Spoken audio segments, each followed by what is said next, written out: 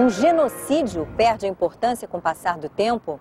Será que chega um momento em que é tarde demais para processar quem participou da matança de milhões de pessoas? 65 anos depois do fim da Segunda Guerra Mundial, ainda vale a pena procurar e pôr na cadeia aqueles que ajudaram a promover o Holocausto? Nas últimas décadas, instituições e indivíduos em diferentes partes do mundo se dedicaram a buscar e levar aos tribunais criminosos não só da Alemanha do Terceiro Reich, como de países do leste europeu, responsáveis por campos de concentração, deportações, massacres, tortura. Para ser um justiceiro da história, é preciso enfrentar os céticos e a falta de cooperação, mas nunca desistir. Perseverança é talvez a principal arma do homem que você vai conhecer agora, o último caçador de nazistas.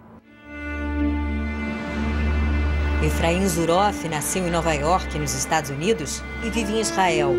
Há quase 30 anos, se dedica a procurar criminosos do nazifascismo. Começou trabalhando para o governo norte-americano e depois assumiu a direção, em Jerusalém, do Centro Simon Wiesenthal, dedicado à defesa dos direitos humanos e à documentação sobre o Holocausto. Zuroff coordena pesquisas sobre crimes nazistas e monitora como andam pelo mundo investigações e julgamentos. Em 2002, em parceria com uma fundação judaica da Flórida, ele lançou a Operação Última Chance para tentar encontrar e processar criminosos da Segunda Guerra Mundial que ainda estão vivos, escondidos. A ideia é fazer justiça enquanto é tempo.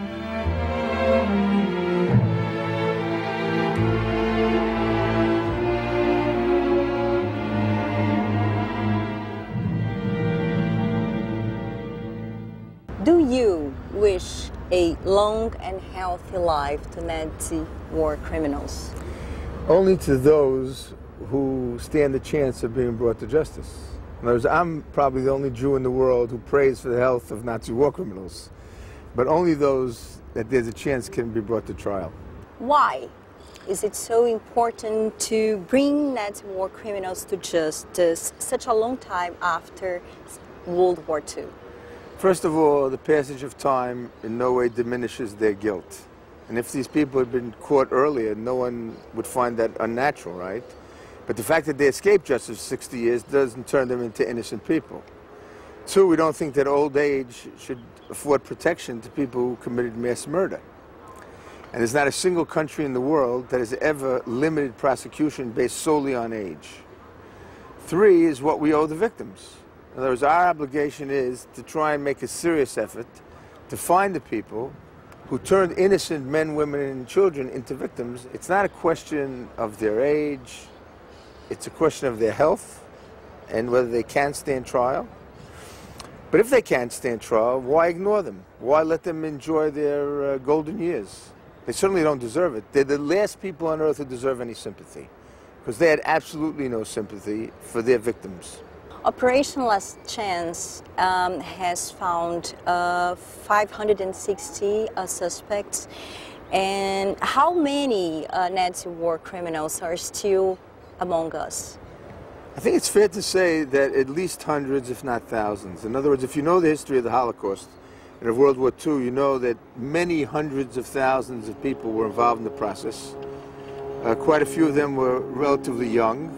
And today, with the wonders of modern medicine, people live longer, and many of them are alive and unprosecuted. No one paid attention, no one looked for them, but they were out there. They were out there committing murder, and that's why it's important to find them and bring them to justice. Mm-hmm. According to Operation Last Chance's latest report, 101 suspects were submitted to prosecutors. What's the most difficult part in your work? Finding Nazi war criminals or putting them in jail? Believe it or not, contrary to popular perception, the hardest thing, the biggest obstacle that we face is the lack of political will of the countries that should be putting these people on trial. In other words, it's either the country in which the crime was committed or the country which sent the person to commit the crime. And the sad truth is that there are very few countries in the world which are actively cooperating and doing what they should be doing to hold these people accountable. O Centro Simon Wiesenthal dá anualmente notas aos países por sua colaboração na busca a criminosos nazistas. Na mais recente avaliação, Estados Unidos e Alemanha levaram nota A mais alta, pelo empenho em investigações e condenações. A Sérvia levou nota B por ter recentemente atingido algum sucesso. X é a nota mais baixa e foi para os países que simplesmente não forneceram informações. A lista é extensa e entre os que menos contribuíram está o Brasil. You gave Brazil an X, right, among with other nations. They deserved it, believe me. So exactly, what happened? What is Brazil doing or not doing to deserve this X? For starters, Brazil has never answered our annual questionnaire. We send that questionnaire to, I think it's 42 different countries. Any country that is in any way involved in the issue of Nazi war criminals, investigation and prosecution.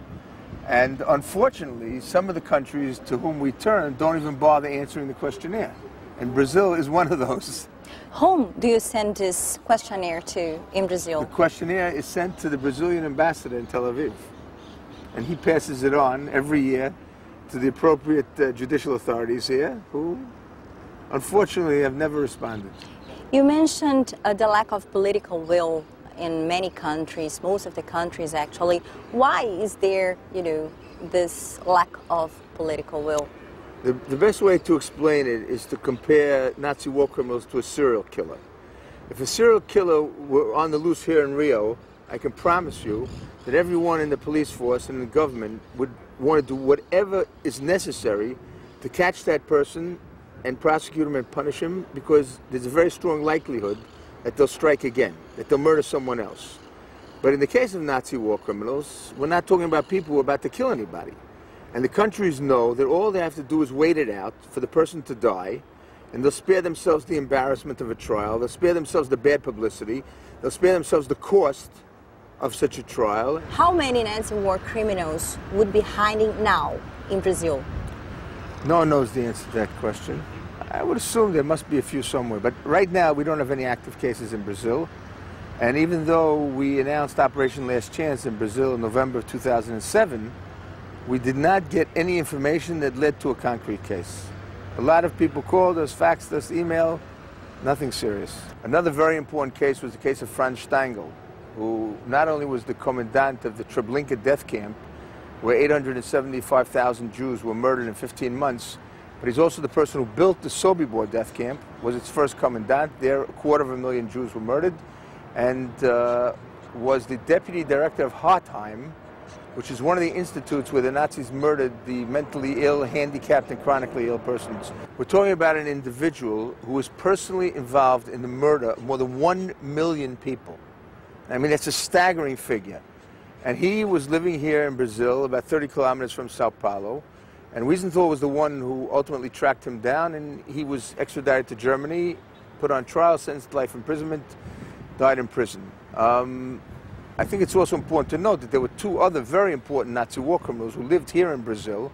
One was Herbert Cukurs, who was the deputy commander of a Latvian murder squad called the Arais Commando, which murdered at least 30,000 Jews in Latvia and many thousands in Belarus. He also escaped here, but he ultimately was lured to Uruguay, where he was eliminated by the Mossad. And then there was Gustav Franz Wagner, who was the deputy commandant of Sobibor, who was finally arrested in the 70s and committed suicide in a jail in Sao Paulo. No próximo bloco, os maiores êxitos de Efraim Zuroff na caça aos criminosos do Holocausto. Quem ele já encontrou e quem ele perseguiu até hoje sem sucesso. As muitas histórias do último caçador de nazistas.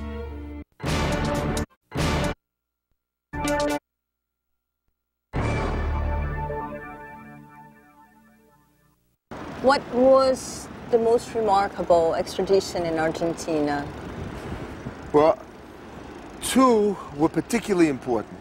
One was the extradition of Joseph Schwamberger, who was the commandant of 3 forced labor camps in Poland, Rozvada, Przemysl, and one other.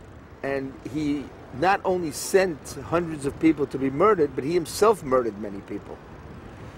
And the other one was, of course, the extradition of Dinko Šakić, the commandant of Jasenovac, the worst camp in the Balkans, camp in which 90,000 innocent civilians were murdered, Serbs, Jews, Gypsies, and anti-fascist Croatians. And that's a case that I was very actively involved in. I think it's actually perhaps my greatest achievement. Both of those people were convicted and given the maximum sentences, and they both died in prison. Can you tell us more about, news. Yeah, of course, and about Dinko Sacic, as you mentioned, it was perhaps your, biggest achievement. So how was it for you? It's like almost getting there, and what were the obstacles, the problems you had in the whole process? The problem was, first of all, to find him. In other words, we enlisted the assistance of an Argentinian journalist by the name of Jorge Camarasa, who helped track him down. Once we had found him, the problem wasn't to prove his crimes, because his crimes were numerous and there was a lot of evidence against him. The most difficult decision that we faced was where to send him to be put on trial, because Serbia, or let's say as it was known then Yugoslavia, which consisted of Serbia and Montenegro, would have been more than happy to put him on trial and probably would have even executed him.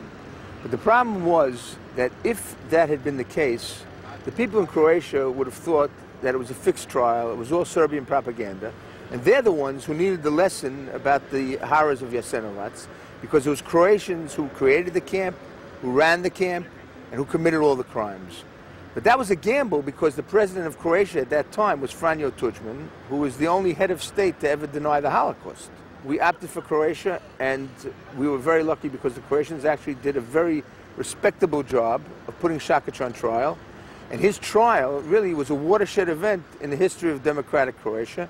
It changed the whole tenor of public discussion about the crimes of the Holocaust.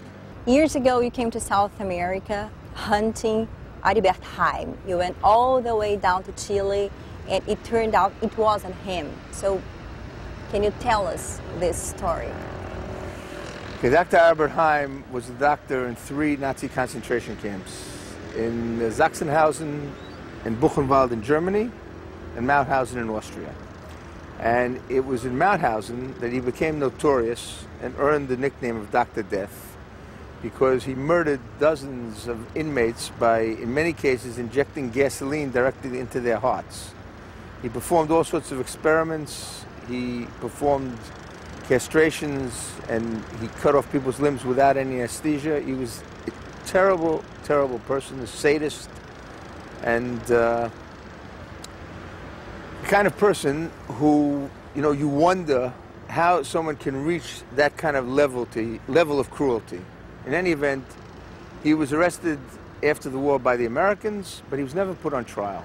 In 1962, the West German authorities were about to arrest him, and it appears that someone tipped him off, disappeared into thin air. So the search was on for Haim. But in 2004, one of his sons living in Germany committed a financial crime of some sort, and the police checked all the bank accounts in the name of Haim, and it turns out there was a bank account in a bank in Berlin with 1.2 million euros in cash. And the question is, if Haim is dead, and the assumption had been that he was dead already, why haven't the kids taken the money? So the police basically reached the conclusion that he's apparently alive. And they set up a special task force to try and find him. And when we started Operation Last Chance in Germany in 2005, they asked us to name him as the #1 target, which we did, even though Operation Last Chance was designed to find Nazis we didn't know about. In any event, once we announced that he was the #1 target, we started getting tons of tips, hundreds of tips from all over the world. Someone saw him in Vietnam.